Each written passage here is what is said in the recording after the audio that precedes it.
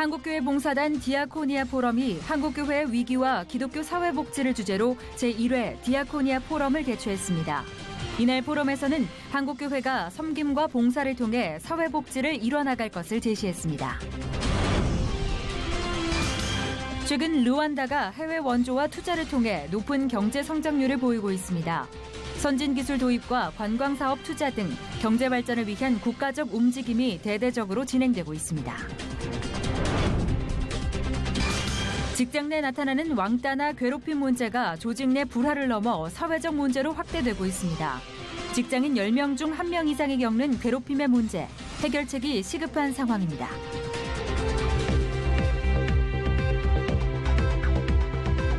여러분 안녕하십니까? 양인순 목사입니다. 복날이 되면 을에 보양식을 챙겨 먹는 것이 우리 풍습이기도 합니다. 폭염을 잘 이겨낼 수 있도록 미리 힘을 비축하자는 뜻입니다. 한반도 문제를 잘 풀어내는 일에도 이 보양식이 필요해 보입니다. 그건 바로 평화를 이루어가고자 하는 모든 이들의 의지일 텐데요.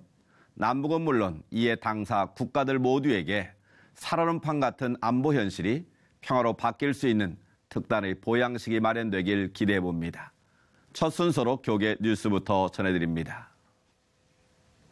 봉사와 희생, 섬김을 뜻하는 단어는 바로 디아코니아입니다.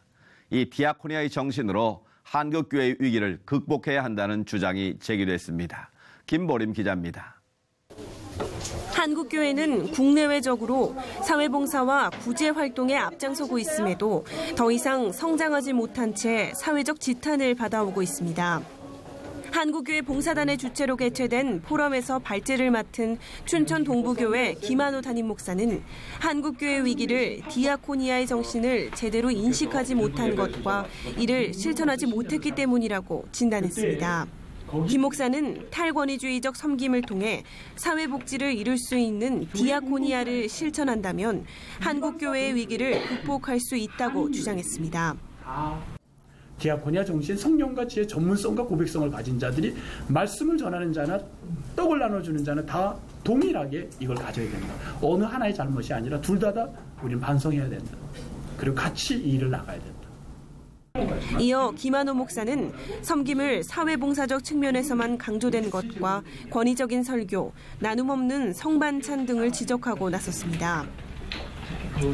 이에 따라 김 목사가 심호하는 춘천 동부교회는 성만찬 집례 시 모든 교역자와 장로들이 앞치마를 입는 것과 당회에 앞서 당회원들은 섬김을 필요로 하는 곳에 찾아가 봉사를 한 후 당회를 하는 등 탈권위주의적 섬김을 실천하고 있다고 전했습니다.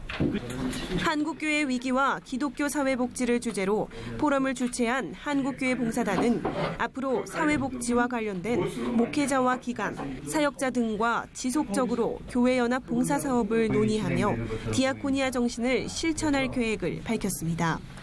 C채널 뉴스 김보림입니다. 종교개혁하면 떠오르는 인물 바로 루터와 칼뱅이죠. 하지만 이들보다 더 이전에 종교개혁의 목소리를 높인 인물이 있습니다. 체코의 종교개혁가인 얀 후스를 박예명 아나운서가 소개해드립니다. 관광객들로 북적이는 프라하 광장 중앙에 커다란 동상이 서 있습니다. 서로 사랑하라, 모든 이들에게 진리를 요구하라라는 글귀가 적힌 동상의 주인공은 루터나 칼뱅보다 무려 100년 앞서 종교개혁을 시도한 얀 후스입니다. 지난 6일 체코 프라하의 베들레헴 교회에서는 얀 후스 기념 예배 준비가 한창입니다. 얀 후스가 최초로 프라하의 교회에서 체코어로 설교를 했던 교회입니다. 체코의 가난한 농부의 아들로 태어난 얀 후스는 프라하 대학교에서 신학과 철학을 공부합니다. 특히 영국의 개혁자 존 위클리프의 영향을 받은 후스는 모든 신학의 원천이 교황의 말이나 교리가 아닌 성경에 있으며 예수 그리스도와 성경을 근본으로 하는 초기 기독교로 돌아가야 한다고 주장했습니다. 또한 눈에 보이는 교회에 다니는 것과 눈에 보이지 않는 교회에 속해 있는 것은 다르다고 주장하며 당시 교회와 성직자들의 부패와 면죄부 판매를 비판했습니다. 얀 후스는 체코어로 설교하지 말라는 교황청의 명령을 어기고 회중들이 이해하기 쉽도록 라틴어 대신 체코어로 말씀을 전했으며 라틴어 성서 교재를 체코어로 번역해 출간하기도 했습니다. 또 성만찬 시에 사제들에게만 잔을 허락하고 평신도들은 빵만 받도록 한 당시 가톨릭 교회의 구습을 깨고 예수님의 떡과 잔을 모두 기념할 수 있는 이종 성찬의 예전을 시행했습니다. 얀 후스는 교황 비판을 공개적으로 철회하고 용서를 빌라는 요구를 거부하다 끝내 로마 콘스탄츠 공의회로부터 화형을 당했습니다. 하지만 후스의 신앙은 모라비안 공동체의 탄생으로 이어졌으며 마틴 루터 등 16세기 종교개혁가들에게도 많은 영향을 끼치게 됩니다. 그리고 그로부터 약 100년 후 마틴 루터가 독일 비텐베르크 교회에 95개조 반박문을 써붙이며 얀 후스가 뿌린 믿음의 씨앗이 열매를 맺게 됩니다. 교회 지도자들의 부패에 비판의 목소리를 높이던 얀 후스가 끝내 화형을 당한 것은 1415년, 지금으로부터 무려 600년 전의 일입니다. 교회에 대한 변화와 개혁의 목소리가 여전한 이 시대, 교회가 놓치고 있는 부분은 없는지 다시 한번 돌아봐야 할 때입니다. 프라하에서 C채널 뉴스 박연영입니다. 이어서 그 밖의 교계 소식 전해드립니다. 동성애는 치유해야 할 대상이지 인권의 문제가 아니라는 주장이 다시 한번 제기됐습니다. 한국교회 동성애대책협의회 주최로 열린 포럼에 참석한 조세바고 주한 가나 대사는 가나에선 에이즈가 동성애와 연관성이 있는 것을 알고 있어 그들을 치유의 대상으로 보고 있다며 국가 차원으로 동성애에 관련된 대회 개최를 불허하고 에이즈를 막기 위한 정책과 위험성 홍보 등의 사업을 펼치고 있다고 말했습니다. 이어 조세바고 대사는 오바마 전 미국 대통령의 재임 시절 세네갈 대통령에게 동성애를 받아들일 것을 요구했지만 에이즈로부터 고통받고 있는 국민들을 위해 이를 거절했다는 사실 또한 전했습니다. 한국교회연합이 한국교회 통합 관련 현안을 논의하기 위해 긴급 임원회를 소집했습니다. 한교연은 한기총과의 통합이 제대로 진행되지 못할 경우 교단장 회의에 속한 교단들을 포함해 한국교회를 하나로 통합하는 방안을 추진하겠다고 밝혔습니다. 한국기독교총연합회가 대표회장 선출을 위한 선거관리위원회를 구성하고 선거 절차에 돌입했습니다. 선거관리위원장으로 임명된 한기총 증경대표회장 지덕 목사는 한기총이 어려운 시기지만 선출될 대표회장을 통해 산적해 있는 과제들을 잘 해결할 수 있길 바란다고 밝혔습니다. 대한성서공회가 지난 7일 사랑의 교회 대학부의 후원으로 미얀마에 자국어 성경 2,750부를 기증했습니다. 사랑의 교회 엄장윤 목사는 기증식에서 대학부 청년들이 보내는 성경으로 미얀마의 많은 지체들이 하나님께 돌아오고 회복되는 역사가 있을 줄 믿는다는 메시지를 전했습니다. 대한예수교 장로회 합동총회가 충남 나눔의 교회에서 이슬람 대책 세미나를 가졌습니다. 세미나에서는 김승규 장로와 고광석 교수, 유해석 선교사가 국가안보와 이슬람, 유럽 이슬람 인구 성장이 한국에 주는 교훈, 기독교와 이슬람의 차이라는 주제로 강의를 펼쳤습니다.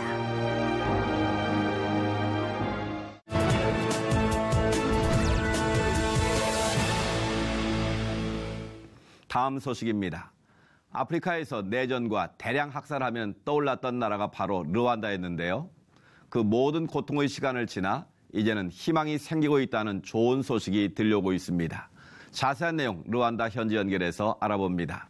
변영천 선교사님 전화 연결됐습니다. 안녕하십니까 선교사님. 네, 변영천 선교사입니다. 네, 반갑습니다. 내전의 땅으로 악명 높았던 르완다에서 좋은 소식이 들려옵니다. 정치 경제적 상황이 나아지고 있다고요? 현재 상황 어떻습니까? 네, 그렇습니다. 아프리카의 많은 나라들이 정치적으로 불안정합니다. 그래서 부족 간의 대립과 분쟁이 일어나고 특히 선거 기간에는 유혈 사태로 발전하기도 합니다. 그러나 루안다에는 현재 정치적으로 안정되어 있어서 치안도 좋고 부족 간의 대립도 없습니다.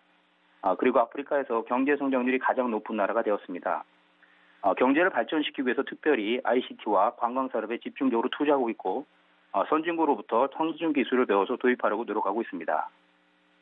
이런 성장의 밑거름에는 전폭적인 해외 원조도 큰 영향을 주었을 텐데 어떻게 보시는지요? 네, 맞습니다. 루안다는 1년 예산의 약 40%를 해외 원조에 의존하고 있습니다. 우리나라를 포함해서 많은 선진국들이 루안다에 원조를 하고 있고요. 루안다에 관심을 갖고 투자를 많이 하는 것은 부정부패가 적고 투자에 대한 좋은 결과가 나타나고 있기 때문입니다. 예전에 우리나라 국민들이 잘 살아보자는 마음으로 우리나라를 선진국으로 발전시켰던 것처럼 지금 루안다 국민들도 한마음 한뜻이 되어 나라를 발전시키려고 노력하고 있습니다. 무엇보다 국민들의 의지가 중요한 것 아니겠습니까? 루안다가 깨어나고 있다는 소식은 정말 감사한데요. 많은 고통을 딛고 일어서서 아프리카의 희망이 되길 기대해보면서 현지에서도 그런 꿈을 꿀 것 같은데 어떻습니까? 네, 그렇습니다. 가난한 사람들이 경제적으로 자립할 수 있도록 개발 사업을 다양하게 진행하고 있습니다. 그리고 정치적인 안정과 경제적인 안정도 중요하지만 신앙적인 안정도 중요합니다. 현재 잘못된 신앙으로 이단 사이비 종교에 빠지거나 무슬림으로 개종하는 사람들이 늘어나고 있습니다. 그래서 바른 신앙관을 가질 수 있도록 다양한 프로그램을 통해 신앙 교육을 시키고 있습니다. 루안다가 정치, 경제적으로 그리고 신앙적으로 안정될 수 있도록 많은 분들의 지속적인 관심과 기도가 필요합니다. 네, 말씀해 주신 것처럼 경제적 여건이 좋아지는 것에 집중하기보다 바른 신앙관을 갖는 루안다 국민들이 더 많아질 수 있기를 저희도 함께 기도하겠습니다. 선교사님, 오늘 말씀 감사합니다. 네, 감사합니다.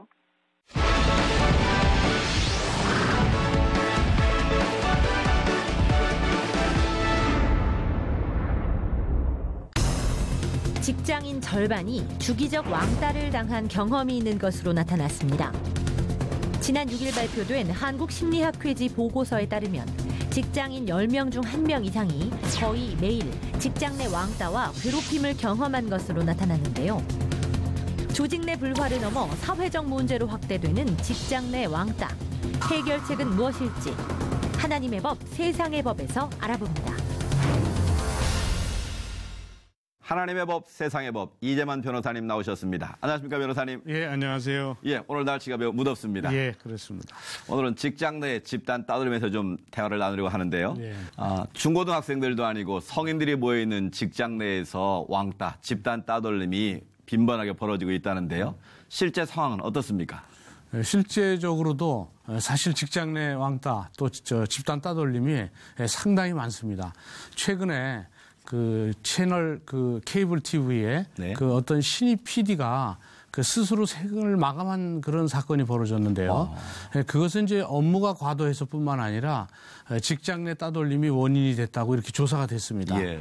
그래서 지금은 직장 내 따돌림이 어떤 개인 간의 문제가 아니라 이렇게 사회 문제가 될 수 있기 때문에 그 직장 내 따돌림의 유형이 뭔지 네. 또 그 원인이 뭔지를 파악해서 그 예방과 그 대책에 대해서 그 논의가 필요한 때라고 봅니다. 네. 그 말씀하신 대로라면 10명 중 1명 정도가 이 왕따를 경험하고 있다. 그렇다면 이거 상당히 심각한 문제 아니겠습니까? 예, 최근에 그 심리학회지가 연구한 그 보고서에 따르면 그 수도권 기업 종사자 한 230명 중에 한 16.5%, 남자는 16.5%, 여자는 13%가 매일 직장 내에서 괴롭힘을 당하고 있다고 합니다. 예. 그리고 한 달에 한 번 이상 직장 내에서 괴롭힘을 당하고 있는 그 통계는 남자는 60%, 예. 여자는 한 46.6%로 조사돼 있죠. 네. 그런데 문제는 10명 중 1명이 직장 내 따돌림을 당하고 있다는 것도 굉장히 그 많은 숫자인데요. 그렇죠. 근데 매일 당하고 있다는 것은 매일 지옥으로 출근하는 거네요. 그렇죠. 직장에 매일 출근해야 되는데 그 출근하는 직장에서 집단 따돌림을 당하고 있다 이렇게 생각하면 그 집단 따돌림을 당하는 사람들의 그 심리적 상태가 어떻겠는가 네. 이거를 생각한다면 어떤 경우에는 그 PD처럼 그 극단적 선택을 해서 스스로 생을 마감하는 경우도 있지만 예. 공격적 성향을 보이는 어떤 분노 조절 장애가 있는 예. 사람도 있을 수 있으니까 이 공격적 성향을 보이는 그런 경우도 있어서 사회 문제가 될 수 있어서 상당히 이제 심각하다고 보는 것이죠. 네, 네. 참 안타까운 현실인데요. 네. 그 집단 따돌림 유형이 있을 것 같은데 주로 어떤 유형으로 괴롭힘을 당하고 있나요? 이제 물리적 괴롭힘과 또 정신적 괴롭힘 이렇게 나눌 수 있는데요. 실제적으로 상사가 결국 특정 직원한테 어려운 일을 몰아준다든지 또는 무슨 폭언을 한다든지 또는 모욕을 한다든지 거꾸로 직장 그 부하 직원들이 상사의 지시에 대해서 은근히 지시를 거부하거나 네. 또는 지시사항을 늦게 이행하거나 해서 또 그 집단 따돌림을 하기도 하고요. 예. 또 그 이외에도 무슨 뭐 간식을 사오면 그 사람에 대해서만 그 사람 것만 안 사온다든지 또는 뭐 단톡방에 들어가서 뭐라고 얘기를 하면 아예 댓글을 안 해서 유령인간 취급을 한다든지 또는 경우에 따라서는 단톡방에서 그 사람 빼놓고 다 나와버려요. 다 나와버리고. 그리고 자기는 따로 단톡방을 만든다든지 뭐 그런 경우도 있고요. 또 실제적으로는 특채 직원들을 낙하산 인사라고 그래서 공채 직원들이 아예 대놓고 무시를 하기도 하고요. 예, 또 뭐 인사를 해도 뭐 의도적으로 받아주지 않는 그런 경우도 있고, 네. 또 무슨 뭐 친구 맺기를 신청해도 아예 친구 맺기에 승낙을 하지 않는다든지 뭐 여러 가지 방법이 있습니다. 그리고 이제 이런 정신적인 이런 그 집단 따돌림 외에 그 범위로 또 유형을 나누면 그 직원 전체가 따돌림 하는 경우를 전따라고 그러고. 전따. 네. 네. 일부 한 반 정도 사람만 따돌림을 하고 그러면 반따. 네. 그리고 은근히 따돌리면 은따. 뭐 이런 식으로 그 집단 따돌림이 마치 그 중고등학교나 또는 초등학생들한테서나 있을 법한 이런 유치한 행동들이 실제적으로 회사에서도 상당히 많이 나타나고 있다고 합니다. 그래서 전따의 경우에는 뭐 도저히 견딜 수가 없죠. 결국 이제 직장을 그만두든지 아니면 부서 재배치를 받든지 해야 되는데 어떤 사람의 경우에는 전따를 당하는데 나는 전따를 당한 게 아니고 내가 모든 사람을 전따시키고 있다. 이렇게 생각을 바꿔서 거꾸로. 극복한 그런 사례도 있다고 합니다. 이렇게 집단 따돌림을 계속 당하다 보면 아까 잠깐 언급하셨지만 공격적인 성향이나 이런 좀 반발하는 일들이 어떤 강력 사건으로 발전할 수 있을 것 같은데 실제로 그런 일도 있습니까? 경기 그 화성 서부경찰서에서 그 사건이 발생돼서 조사를 했는데요. 네. 그 자기가 다니던 공장에 불을 질러서 결국 그 상당한 재산 피해를 낸 그런 사건이 있었죠. 그래서 왜 방화를 했느냐라고 물어보니까 직원들이 대놓고 자기를 무시하고 식사 시간에는 자기만 빼놓고 가니까 이 직장에서 근무하는 게 너무 힘들고 또 그게 힘들다 보니까 결국 공격적 성향이 나타나서 결국 화재에 이르게 됐다고 합니다. 그래서 그런 점에 보면 사실은 사회 문제가 되고 있는 것이죠. 그래서 이제 한국직업능력개발원에서 이제 조사한 바에 따르면 직장 내 괴롭힘 한 건당 사회적 손실 비용이 한 1,500만 원 정도 된다고 합니다. 그러니까 이 집단 따돌림을 유형과 또 유형에 따른 그 대책, 또 원인을 찾아서 그 대책, 또 예방책 이런 점에 대한 논의가 아주 필요한 그런 시기라고 보는 것이죠. 그러니까 집단 내 직장 따돌림은 개인적으로나 회사, 사회 전체로 큰 피해를 모두가 입고 있다고 볼 수 있겠는데요. 법적으로 이런 걸 제재할 수 있는 방법 없습니까? 모욕죄나 명예훼손죄로 형사처벌을 할 수도 있고요. 또 경우에 따라서는 민사상 손해배상 책임을 부담케 할 수도 있습니다. 그리고 또 법원에서는 집단 따돌림으로 인한 우울장애나 적응장애의 경우에는 산업재해로 인정해서 배상받게 하기도 했습니다. 그런데 실제적으로는 이 집단 따돌림을 당하면 자존감이 낮아져 갖고 업무에 대한 몰입도가 떨어져서 그 직무에 대한 그 몰입도가 떨어지는 관계로 생산성이 저하됩니다. 그렇죠. 그러니까 결국은 회사의 경쟁력이 약화되는 것이죠.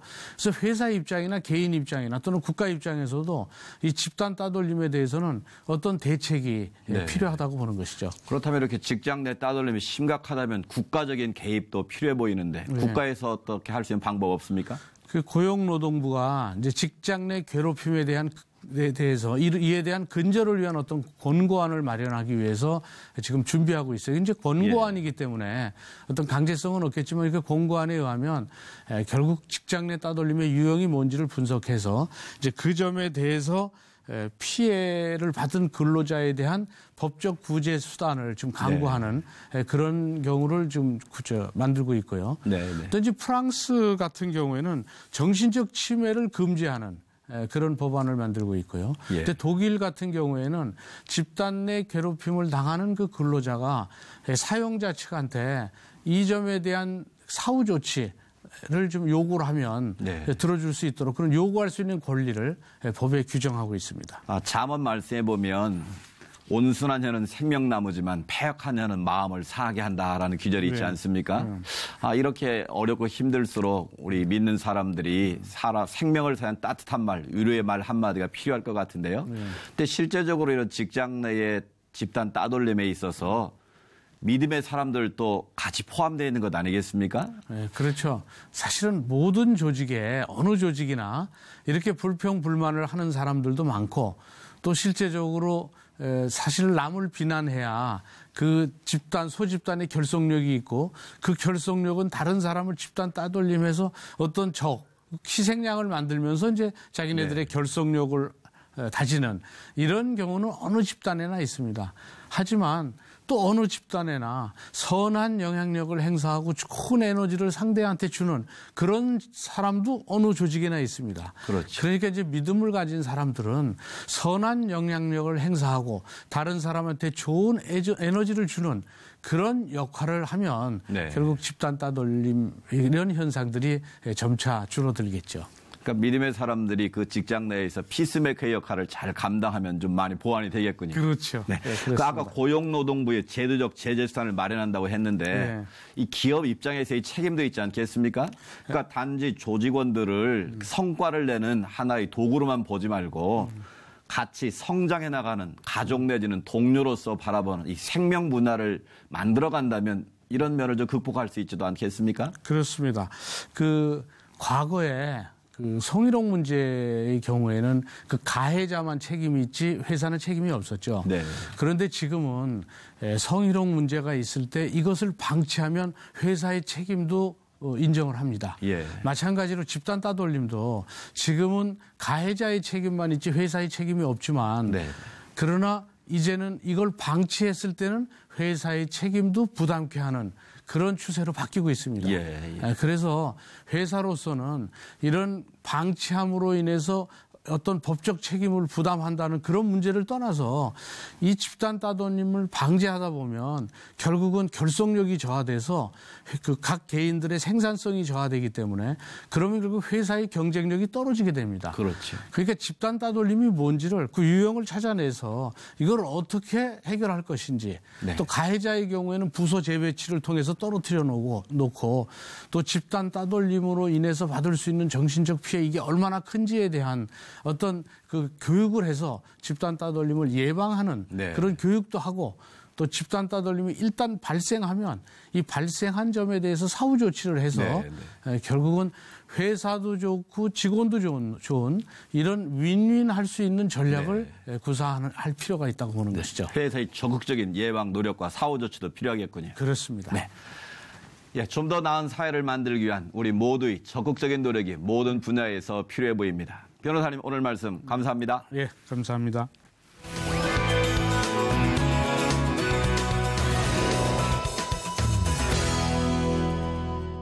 (10월 2일이) 임시 공휴일로 확정될 것으로 보이는 가운데 열흘간의 추석 연휴를 어떻게 보낼지 고민하는 분들이 많아졌습니다.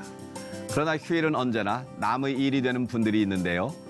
특정인들만 누리는 연휴가 아니라 되도록 많은 사람들이 함께할 수 있도록 제도적 준비도 마련됐으면 좋겠습니다. 시찰 매거진 굿데이는 시청자 여러분과 함께하는 방송입니다. 좋은 의견 있으시면 아래 전화번호와 이메일로 언제든지 연락 주시고요. 인터넷을 통해서도 방송을 다시 보실 수 있습니다. 오늘 순서는 여기까지입니다. 시청해주신 여러분 고맙습니다.